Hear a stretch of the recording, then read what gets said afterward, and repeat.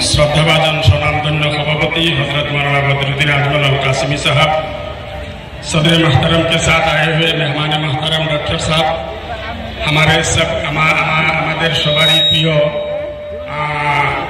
MP हाजी आमिरुल इस्लाम साहब, लोकसभा समष्टिर श्रद्धाभाजन मुरब्बियान, अति सम्मानीय मा बोनेरा, श्रद्धेय सुधीमंडली। आकाशेर अवस्थाटा एकटू असुविधाजनक, समय खूब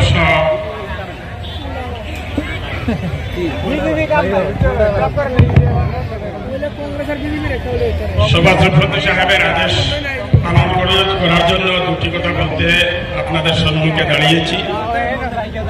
आगामी 19 तारिखे जे निर्वाचन होबे सेई निर्वाचनी लड़ाइये तीनजन आगामी 26 तारिखे जे निर्वाचनी होबे सेई निर्वाचनी लड़ाइये तीनजन प्रार्थीर नाम आलोचना चलছে আমরা শুনছি। একজন কংগ্রেসের, একজন ভারতীয় জনতা পার্টির আর একজন এআইডিএফ দলের। এই তিনজন প্রার্থীর বিগত দিনের কারুকার্যগুলো আমরা প্রায় সবাই জানি। বিজেপির যিনি প্রার্থী আগে উনি কংগ্রেসে ছিলেন, কংগ্রেসের আগে উনি অন্য এক জায়গায় ছিলেন এবং সেখানে থাকা অবস্থায় নগাঁওবাসী মানুষের সাথে ওনার কি সম্পর্ক ছিল সে কথাটা নগাঁওয়ের হিন্দু মুসলমান সব মানুষ ভালো করে জানে। প্রদ্যুৎ বৰদলৈ ডাঙৰীয়া যোৱা 5 বছৰ আমাৰ সাংসদ আছিল। সাংসদ হিচাপে তেওঁক আমি 5 বছৰে কিমানবাৰ লগ পাইছোঁ, আমাৰ কি কাম তেখেতে কৰিছে এই বিষয়ে আমাৰ জানা আছে।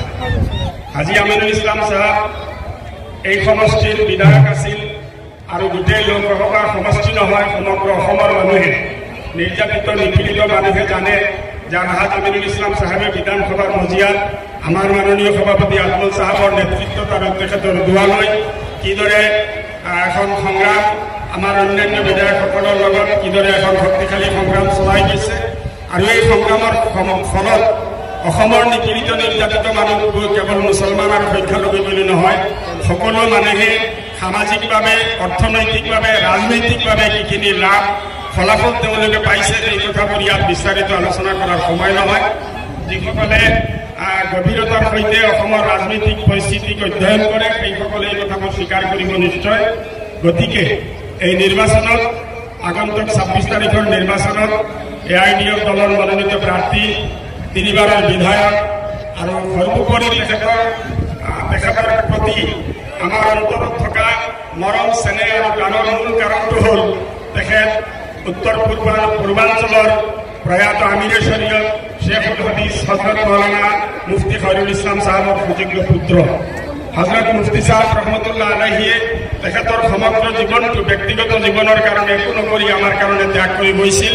গতিকে তেখেতৰ নিজৰ সেই চেষ্টা সাধনা, সেই সংগ্ৰাম আৰু বিশেষকৈ তেখেতৰ মৰহুম পিতৃ হজৰত মুফতি সাহেব আমিৰে শৰীয়ত ৰহমতুল্লাহ আলাইহিৰ জীৱনৰ প্ৰতি লক্ষ্য ৰাখি আমি যিসকলে এতিয়াও দুদূৰ মুদূৰ অৱস্থাত আছোঁ সেইসকলে নিয়মটো পাক্কা কৰিব লাগে। মই মোৰ নিজৰ ভোটটো আৰু লগতে অন্তত আৰু 100টা ভোটৰ দায়িত্ব লৈ আজিৰ এই সভাৰ পৰা আমি যাব লাগে। এই অনুৰোধ আৰু আহ্বান ৰাখি মই মোৰ বক্তব্য সামৰিছোঁ। ধন্যবাদ।